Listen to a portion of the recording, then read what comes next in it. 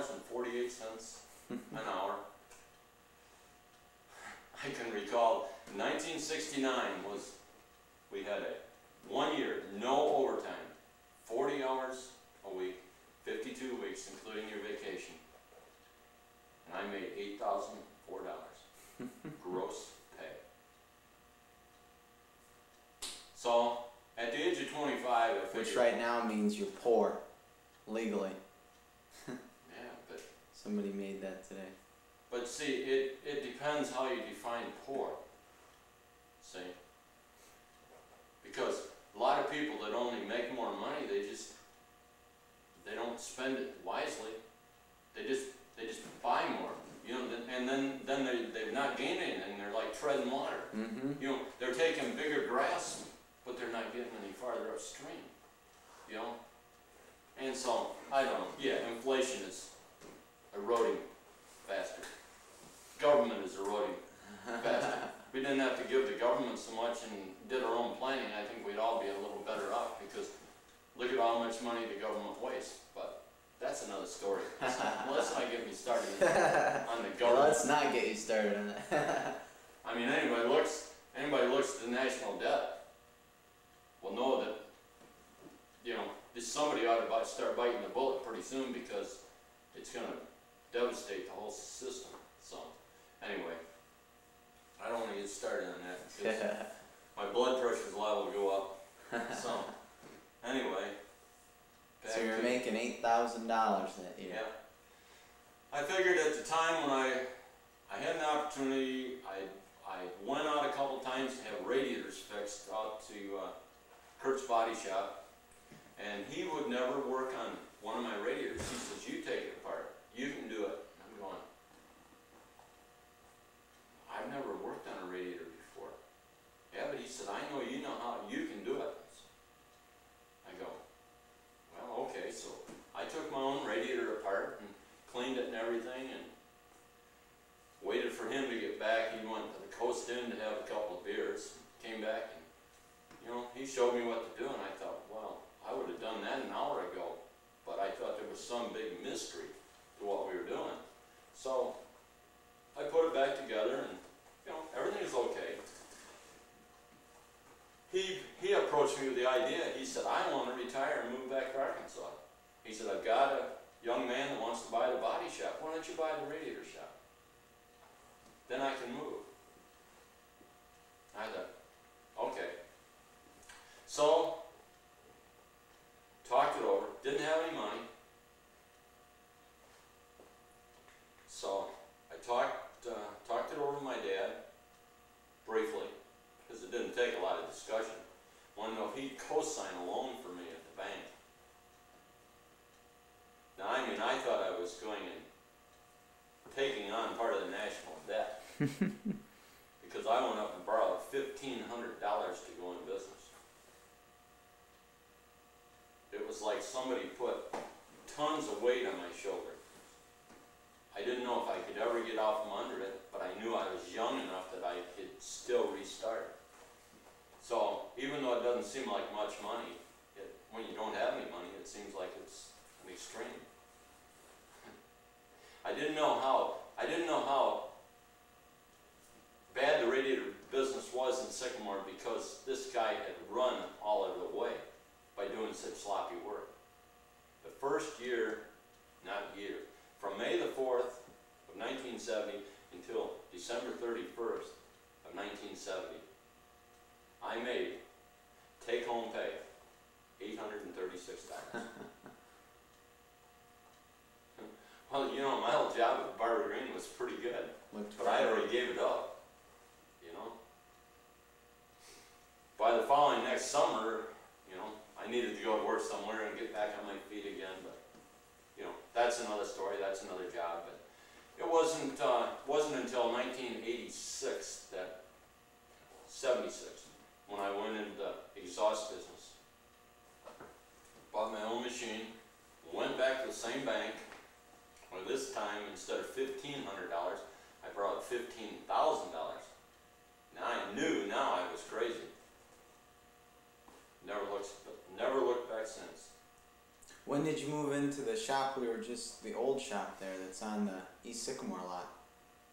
Moved in February the 13th of 1970. Moved into this building.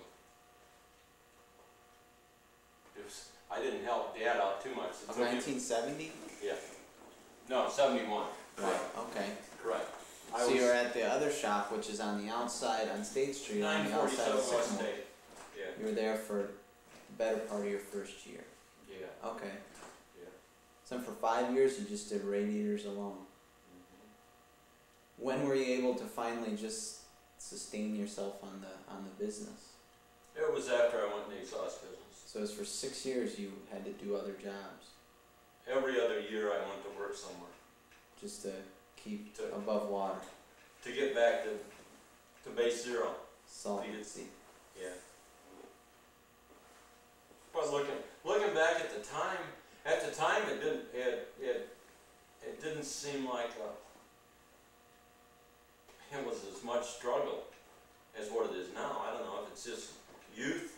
You're still young enough, and you don't mind putting in the hours or whatever, and your family's growing, and you've got obligations. You're trying to, you want your family to have things.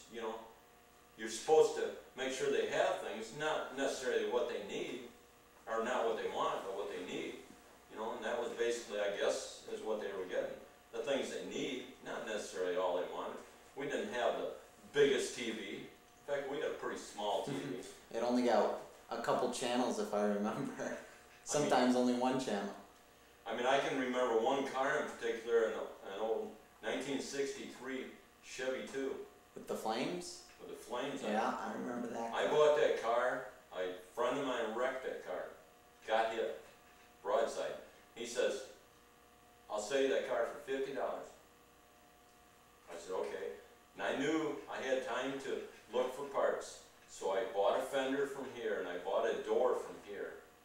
And I fixed the quarter. But it was fantastic. I loved the car. Had a blast in that car. Had a blast, and boy, would that car run. Just a 6-cylinder. But it would run. Drove that car many years.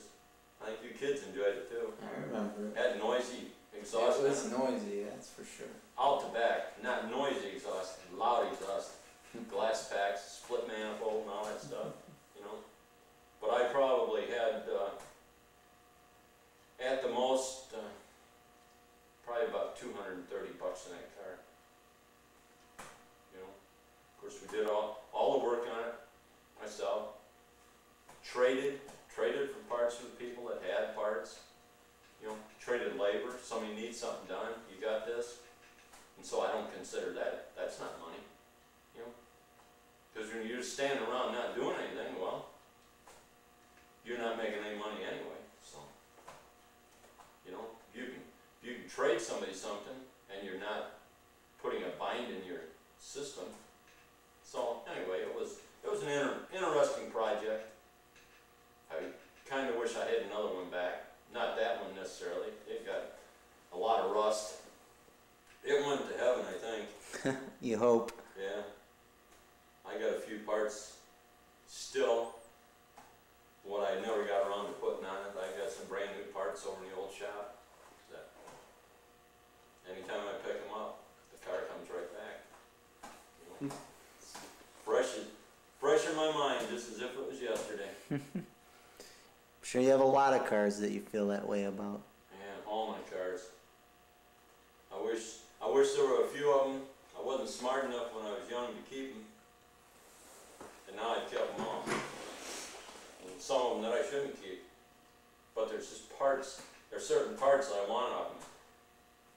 If I got around to it and got just a lean-to type building just to cover up parts, where stuff doesn't sit with the snow on it and stuff like that. There's probably 10 or 15 of the cars that I can get rid of, soon. Like I just want the motors out of some. I want the front end assembly and the dashboard off of the 53 Oldsmobile I've got. I've got a 52 Chevy sedan delivery. I just want the top and rear door assembly off of it. So you're hoping to put those all together in the old shop there, and you get it remodeled and try to get some of that stuff Eventually the motivation is I want to put another building over across the street where the old garage is. It will be sitting back farther. After talking with Ron, I finally understand his logic about increasing the size of the parking lot, getting more space around here, so it gets pretty congested some days. You know, by the time all the customers get here and our employee cars are here and stuff like this, and cars that you have left over from a day or two ago because you're waiting on parts for them and stuff, and pretty soon, you know, the 23 or 24 parking places that I have are, you know, gone. Then we have to go into the reserve lot and park some.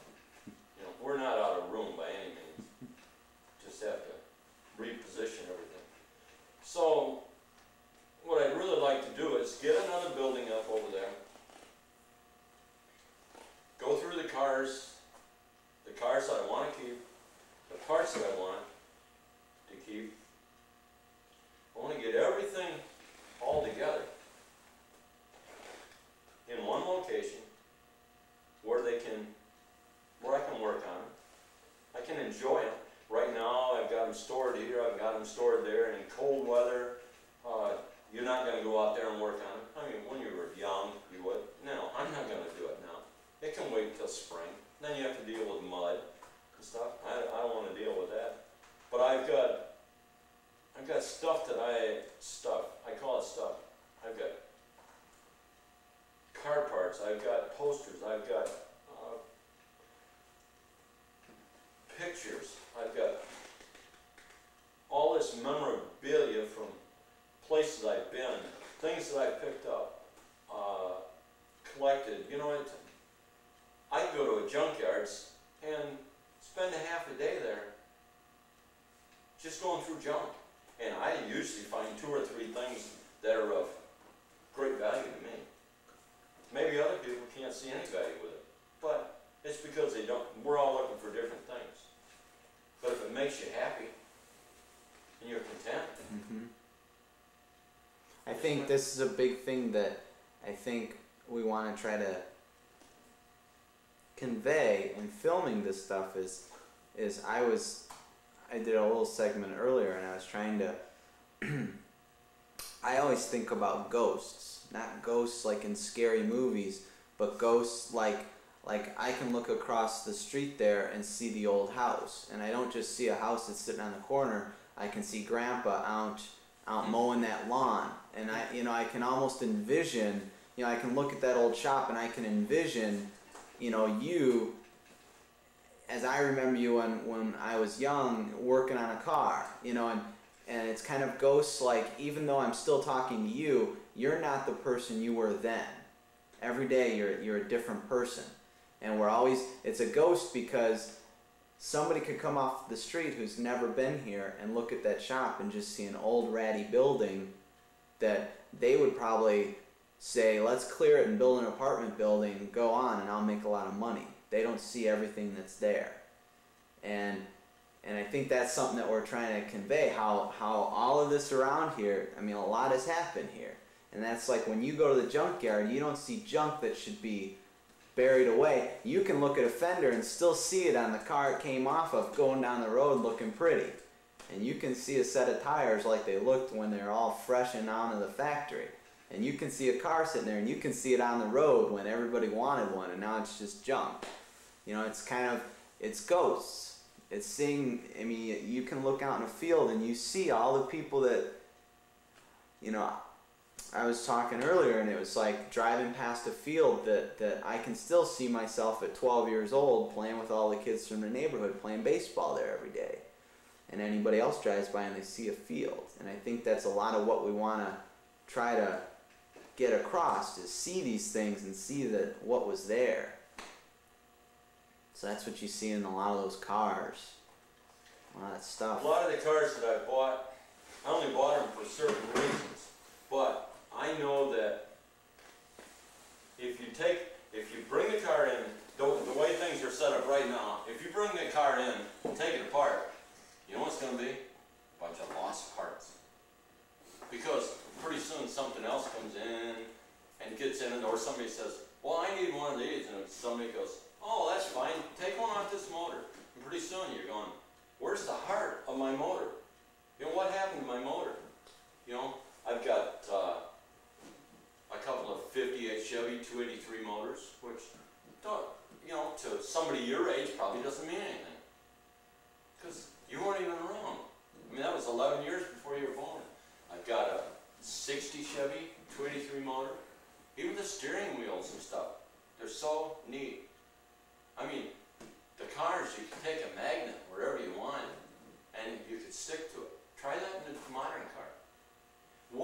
How much of this plastic do you think is going to last 30 years without the sun affecting it, warping it, and all this stuff? I mean, to me, that stuff, even though it might be a 1960, has still got a tremendous amount of value. But not necessarily the whole car. But you still have to. You just can't take this part and just set it out and say, now don't anybody let this rust. You know, you've got to keep it out of the elements in order for it to be worth it. A good hood, headlight rings, the grill, all this stuff. Now if you had another car, a 60 Chevy, and maybe somebody ran in the back of somebody, dented it. You've been looking for months for this. This might be an old beat-up four-door sedan that doesn't mean anything to anybody else. You might have the most gorgeous car. It's worth $8,000 or $9,000, but it's got this ugly grill on it. And you walk around in the front of this and you go, look at there, there's a perfect grill. Look at that old Chevy that you drove during high school, Randy. I love that car. Now, I miss that car. When I got rid of that car, I purposely told Bill out to the junkyard, I said, it's got a perfect grill in it, but I said, I know that if I take everything off this car, it's of no value other than junk. The next day, a guy was right out there and paid him $25 for the grill. Well, see, at least he made some money off it. But if I had picked it clean, made it look like an old turkey the day after Thanksgiving, well, then to some people it had no value. Or to me, I could have probably still found something else. But I know in my heart that chances of me using that grill are slim to none. Today, if you ask me again, would I keep it? Yeah, I'd keep it. I'd have about this much of the whole front end. I'd hang the whole front end up on the wall. You know? But you look at things differently. If the stuff's around you and there's so much of it, everybody says, get rid of it. All of a sudden, it's like going to an antique store or something. And you're trying to find, just like these bottles and stuff from Sycamore. You know? Now, who would have ever believed that Sycamore's a little town. It's not a great big town. How can the drugstores, every drugstore in town, have their own bottles made? You know, this was between 1900 and 1920. Every store had their own bottles. And when you bought medicine at a drugstore, it came in its own bottle. Nowadays, they give you a generic, you don't know whether you're getting cough medicine or rat poison in it. All they do is change the label on it. And they make it out of plastic. So when you get done, wash it out and throw it back in. Recycle it again. You know, somebody melts it down and it comes back. It probably comes back to the dashboard in your next car. You know? But, you know, did anybody ever think that the ultimate recycler was the one that used it twice? You know, it might be old, it might not have any value to the first person, but the person that bought it again, without being recycled, ground up, and, I mean, I've got a lot of stuff that people have thrown away, and as I recall, we needed a bottle here 2 weeks ago to put battery water in your battery. What did you use, Randy? I think one of the bottles that you're above your head. He says, oh, this bottle will work just fine, won't it? I kind of gasped to myself, you're using the bottle off that shelf, but you know what? It's true. I had no intention of dropping the bottle, so why not use it? You know? But What do you remember about those first years in business? slim pickings. I didn't know how I was going to feed and take care of my family. I didn't even know how I was going to make my house payments. My house payments How much was your house payment? $75 a month. And boy, I'll tell you, How'd you find a house that cheap? Whose house was it? to settle in the state, not knowing, because I had never worried about it. I'd never paid any attention to my grandparents' house, grandparent McPherson's house on North Cross Street in Sycamore. But all of a sudden it became aware that there was an outstanding estate here that needed to be closed, and one of the things was this house. There were 5 brothers and sisters who had inherited the house. They in turn had the obligation of getting rid of the house, selling it. The house was very rundown, had an excellent location. I still believe it's an excellent location. Nice big lot, plenty of room to put a nice big garage on. But the house needed to be totally rehabbed. It had 4 outlets and 4 light sockets in the entire house. It had, I don't know how they do it, the power company said it's impossible to do, but it had 110 coming in off the street, not 220. Down the Voltage, basement, you mean? yeah. Mm-hmm. They said it's impossible, you can't do that. You have to have 220. My dad came down, there was a little box down a crawl space about this big with 2 fuses in it. And that controlled the whole house. I mean, little small box, not a big master with the disconnects in it. That should have been. But when we bought the house, it still had the gas. When you went in like the living room and stuff, it still had natural gas piped in, so that it had these things. You pulled them out, took and lit them with a match,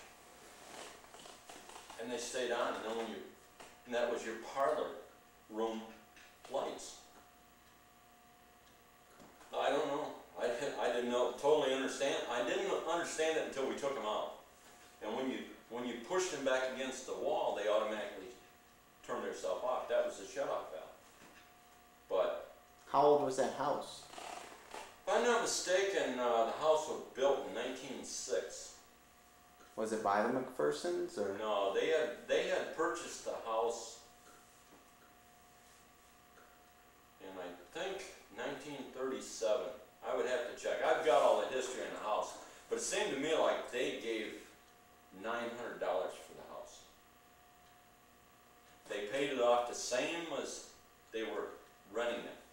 Only the people that had inherited the house through somebody had passed away, and all of a sudden these people in New York ended up with this house. They didn't want the house. They were in New York. They didn't want anything to do with it. They said, just buy the house, the same as what you're paying now, but you know, we don't want it. And so that was quite an undertaking for Robert and Cecilia McPherson, along with 6 kids, to be obligated to that much money. But And this was your mom's family. correct. Yeah, I don't know where they all lived in that house with 6 kids. Have no idea. Actually, growing up, there were only 5. The oldest daughter got married on my mother's birthday, so there's quite a age span different there. So basically, Ruth and Evelyn had a room, and then the 4 boys had the other room. Now,